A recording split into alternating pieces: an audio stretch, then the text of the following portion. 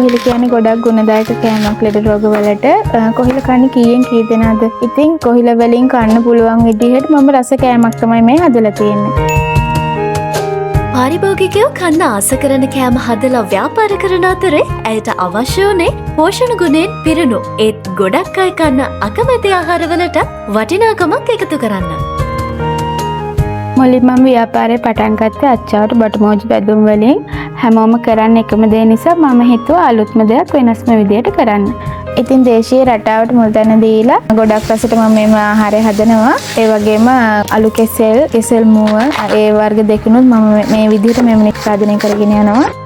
ඒ වගේම ගමේ කෑම කන්න ගොඩක් කට්ටිය කැමතිනේ. ඉතින් ඒ කට්ටියට ඒ කියන්නේ ගමේ කමට ගමේ රහට මෙම නිෂ්පාදනය මම හදලා තියෙනවා. මම මුලින්ම නිෂ්පාදනය පටන් ගත්තේ ගෙදර අයට කන්න. ඉතින් ගෙදර අය කාලා මුලින්ම කිව්වා හරිම රහයි කියලා. මගේ යාළුවෝ කිව්වා හරිම රසයි කියලා. ඉතින් මම තීරණය කරා මේ වගේ දෙයකින් ව්‍යාපාරයක් කරා නම් හොඳයි කියලා. ඉතින් එහෙම තමයි මම මුලින්ම පටන් ගත්තේ මේ කොහිල වලින් නිෂ්පාදනය කරන්න. කොහිල කියන කෑම පුංචි ළමයි වගේම ලොකු කට්ටියත් කන්න ගොඩක් අකමැතිනේ.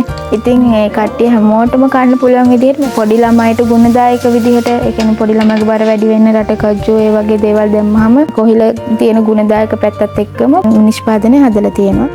මම කරන්නේ ව්‍යාපාරයක් වුණාට මම ගොඩක්ම කැමති ඒ කියන්නේ මගේ මෙම නිෂ්පාදනය අරගන්න පාරිභෝගිකයෝ මට ගිහිල්ලා දෙන ෆීඩ්බැක් එකට මගේ ව්‍යාපාරය තව තවත් වැඩි කරගෙන යන්න මට ගොඩක් වටිනවා. මම ඉස්සරහට කරන්න බලාපොරොත්තු වෙන සුදුලෝණු වලින් මෝජුවක්. ෂෙෆ් කෙල්ල කියලා කිව්වම ඇයවාද නොදන්න කෙනෙක් නැති තරම්. මේ ව්‍යාපාරය කරන්න කලින් මම ව්‍යාපාර ගොඩක් කරා. ඉතින් ඒවා කරගෙන යද්දි මට හිතුණා ඒවා සාර්ථක නැහැ කියලා. ඒ කියන්නේ මම පොඩි කාලේ ඉඳලම ගොඩක් ආසයි උයන්න.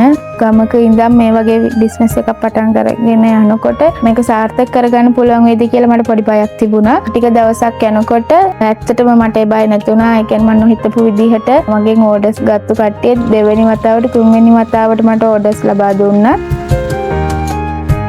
ඒ වගේම ගොඩක් පිටරට යන කට්ටියත් මගේ කෑම වලට අනුම් දෙනවා. මුලින්ම මම ගමේ ඉඳලා මම ව්‍යාපාරේ පටන් ගන්න බය වුණාට ඇත්තටම ගමේ ඉන්න එක මට වාසියක් වුණා. ඒ කියන්නේ මේ හැම සම්පතක්ම මේ මගේ මේ වටපිටාවෙන් මට හොයාගන්න පුළුවන්.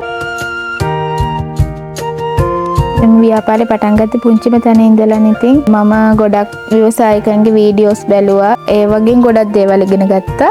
ඇත්තටම කාන්තාවකට පුළුවන් ඕනි දෙයක් කරන්න. තමන් ආස කරන දේත් එක්ක හැකියාවක් තියෙනවා නම් තමන්ගේ අදිෂ්ඨානයයි කැපවීමත් එක්ක අපට ඇත්තටම ලොකු දෙයක් කරන්න පුළුවන්.